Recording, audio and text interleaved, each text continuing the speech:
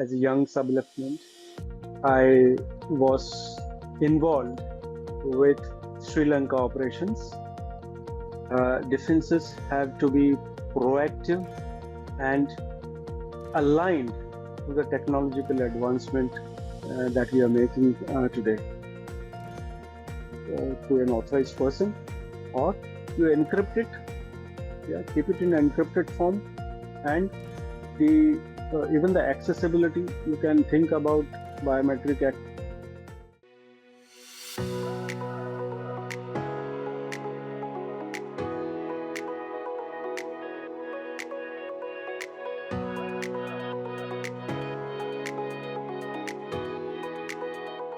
Hello and welcome to FaceTime with Leaders, a podcast by Directors Institute, World Council of Directors, where we bring you insights from the most influential voices in business, governance, and leadership. Today, we are honored to have Mr. Murli Menon, a cybersecurity and governance expert with decades of leadership experience, from serving as a commander in the Indian Navy to leading global security, cybersecurity strategies.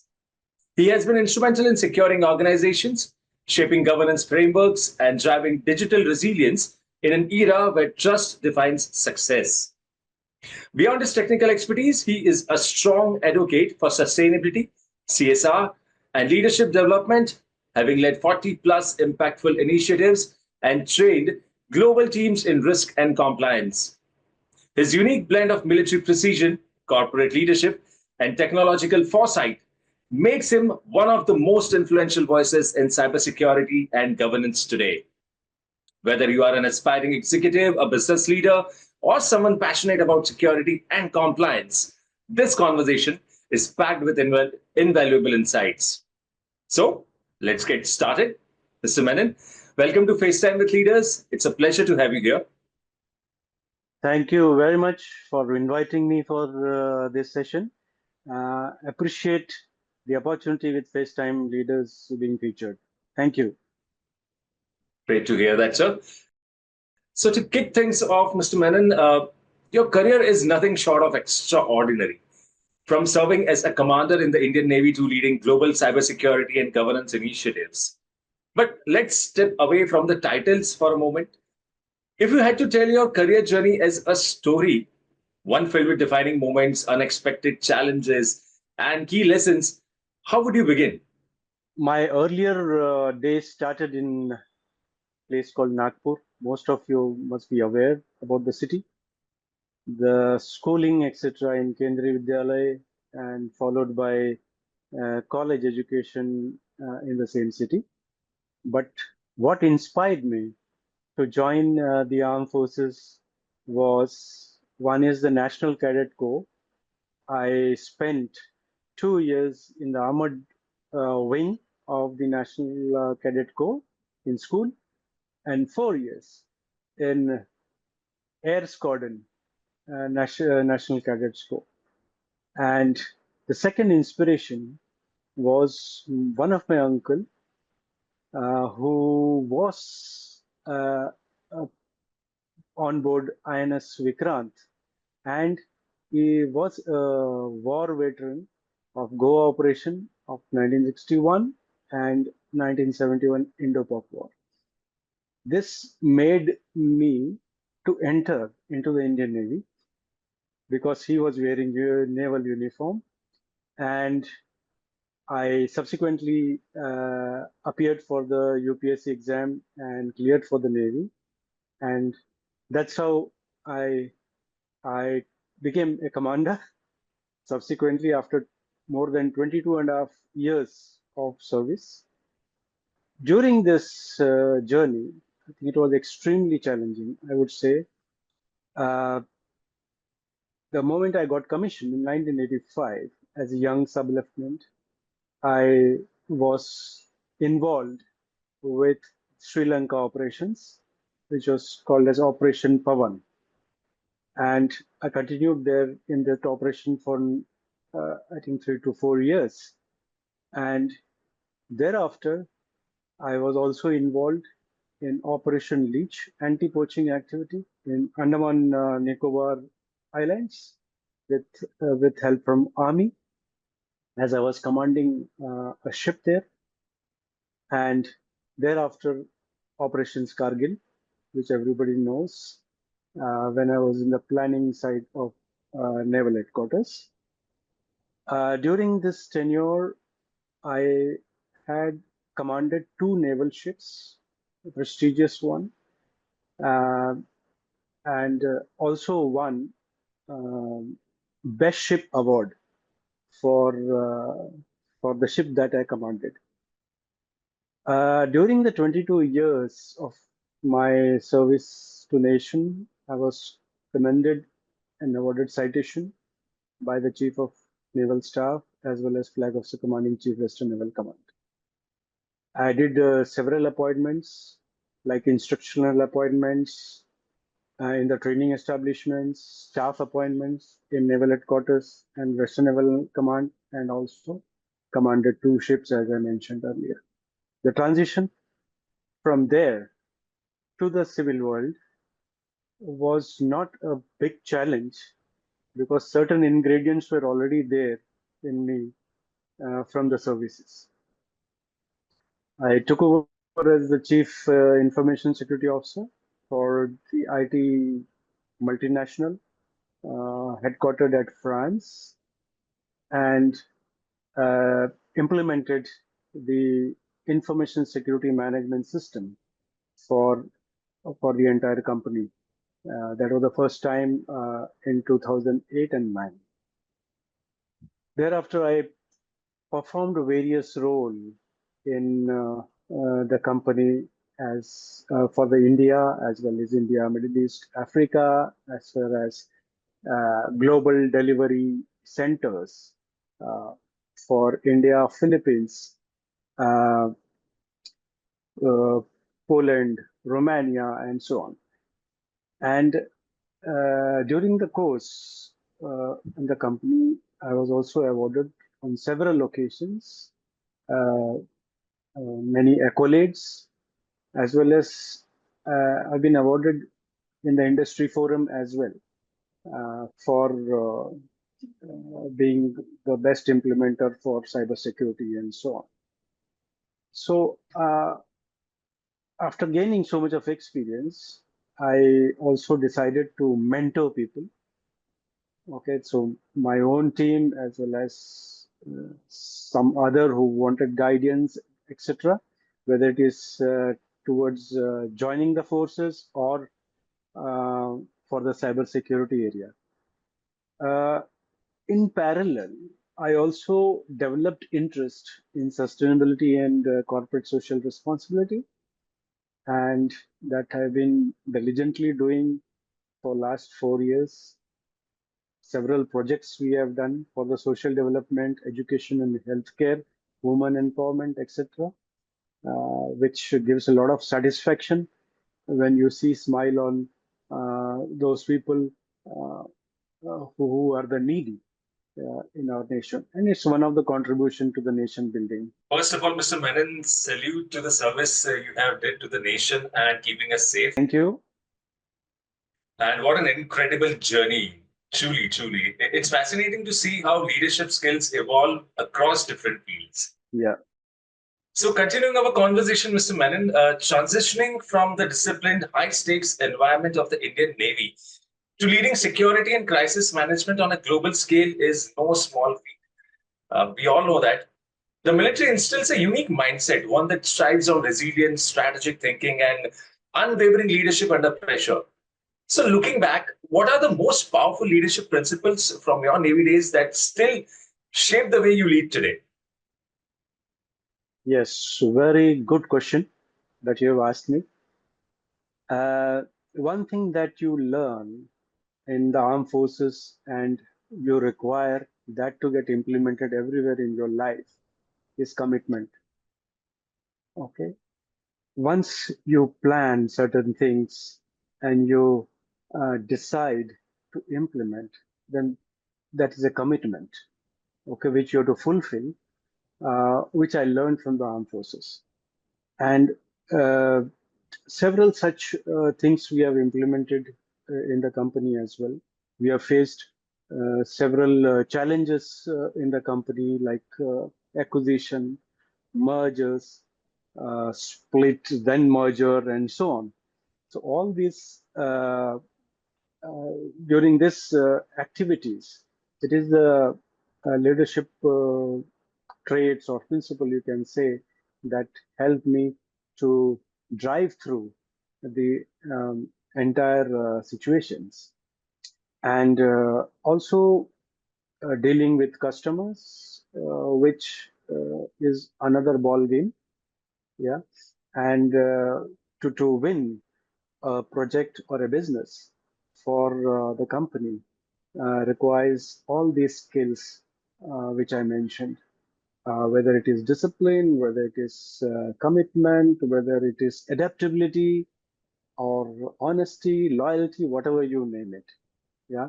So that is a principle I've been always following, and that probably gave me quite easy, way of dealing in the corporate. And also, yes, maintaining relationship with various colleagues, um, and professionally as well as personally. That's why I spent now almost 17 years in this French multinational and still continuing. Fascinating, truly fascinating, Mr. Menon. How the leadership mindset from the Navy seamlessly translates into the corporate world. Truly, truly fascinating. Yeah. Moving ahead, Mr. Menon, cybersecurity is often viewed as just a technical challenge, firewalls, encryptions, and threat detection. But you have consistently highlighted its deeper connection to corporate governance, where a single breach isn't just an IT issue, it's a business, reputational, and even legal crisis. So, in today's digital world, what I would like to ask you is why do you believe cybersecurity should be a boardroom priority? And how can organizations shift from a reactive mindset to embedding security into their core governance framework? Again, a very good question, I must say. Uh, as you know, that technologically, world over, we have made a lot of advancement, right? Today we are in artificial intelligence era, right? And future it is going to continue, where you don't know who's acting behind, and whether it is a actual person or somebody is doing that. Even using your own voice for doing some malicious activity. So uh, it is always what we learn. Again, I'll go back to my armed forces days, that you need to be prepared always, because you don't know who's going to attack you or who's going to threaten you. So your defenses have to be very strong. Defenses have to be proactive and aligned to the technological advancement that we are making today. Uh, so what we need to do is to upskill people, whether the people or your resources are working on the technology, or even for the senior managers, and even the executive members. They should be aware of what is happening around uh, us, and what is happening in the business, or what are the customer needs, right? That's why it becomes very important that boardroom is aware of the challenges that you are going to face, the challenges that you are going to come, because they are the people who are going to accept those risks and balance it with, uh, whether we are going to go for fixing those, or whether you are going to accept those risks. Okay, so it is important that boardroom takes interest in frequent updates on our security posture of the company, or whichever business you are in. So, Manan, it's fascinating how the strongest organizations are the ones that integrate security into their governance strategy from the top down. Yeah, that's true. All right. So, continuing our conversation with data privacy, now a global priority, Mr. Menon. Businesses are under immense pressure to meet stringent regulations while remaining agile and innovative. So, from your experience, how can organizations strike the right balance, building a robust data privacy framework that not only meets regulatory demands, but also enables growth and competitiveness in today's fast evolving digital world? Great question. Uh, as we all know that our data lies on the internet. Yeah, most of us, right?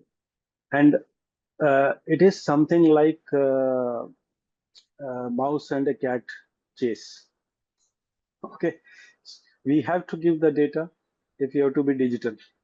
Yeah, whether you want to do a transaction through UPI or your credit card or whatever, you require a data on the internet to clear your transaction.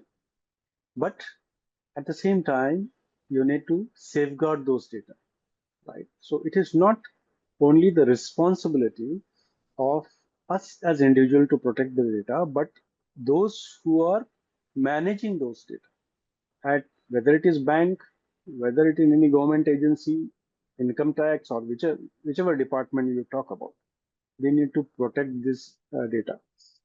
How do we do it? You do with authorization. Maybe all access to the data is only for through an authorized person, or you encrypt it, yeah, keep it in encrypted form, and the even the accessibility, you can think about biometric access or face recognition and so on. You can implement those kind of things in your organization to protect those data, because world over the GDPR regulations are becoming very strict. We have to do business internationally, and we all agree that now we are moving towards globalization. We have already moved, I can say, where we need to interact and do business globally with different nations. Yeah, so we have to respect the law and implement those regulations not only in our practice but as a culture. Absolutely, Mr. Menon. So, can I say companies that embed privacy into their core strategy actually strengthens customer trust and long term success? That's very true, because business is a trust game. Okay, you may sign contract. Okay, but everything you cannot mention in the contract. There are certain things which are understood that this is to be followed as a good practice. Yeah, so customers do build the trust based on how you perform, how you protect their data, how you safeguard it, um, and that is what we talk about customer relationship. Absolutely, absolutely. So, Mr. Menon, moving on to the next question. As you envision the next chapter of your journey, what are your future aspirations, both in advancing cybersecurity leadership and contributing to boardroom strategy? That's part A of my question. And do you see yourself taking on more governance roles, maybe mentoring the next generation of leaders or driving transformation at an even larger scale? Yes, as far as my aspiration in the boardroom is concerned, I look forward to that kind of role where I can uh, advise the board on cybersecurity strategies, um, and keep them abreast with whatever is happening uh, throughout the world, and how to meet those challenges when you are doing business, and do this in passionately, okay, not just for the sake of it, and that is what is needed. And yeah, no, and not only from the cyber security perspective, but also as a social responsibility, right? How the board needs to act for the organization, as well as how it can contribute to the nation. Mentoring is my forte, because whatever you learn, there's no point carrying it with yourself. It's always good to spread those awareness and give those knowledge to people. It need not be your juniors, it can be your peers, it can be your seniors, it can be the board or whosoever. right? Whatever you learn, whatever questions you have found an answer or you have done research. It's always good to share for betterment of the organization as well as our country. Great, great. That's an exciting vision, Mr. Menon. Your wealth of experience will undoubtedly shape the future of governance and cybersecurity. Thank you. So, talking about corporate governance, it has come a long way. It's no longer just about compliance and ticking regulatory boxes. Today, it's a driving force behind trust, transparency, and long term business success. So, in a Yeah. world where stakeholders demand more accountability than ever, what do you believe is the single most critical aspect of governance that leaders simply cannot afford to overlook? I will again come back to commitment. Okay, that is what people will look at. Whether it is your own employees, whether it is customer or stakeholders or whoever you can mention. Because board is a collective decision of directors. Okay, and the customer as well as when I say customer, it's external and internal both. Yeah, they expect whatever you plan and you promise to implement, you go by that. Okay? But I'm not saying that every time that can happen because ups and downs do happen in business. But you need to be very transparent with everyone, stakeholders as well as your employees, that what is going on and what are the challenges that you're going to face so that they support you. There's no point in hiding those facts, right? And keeping people in dark.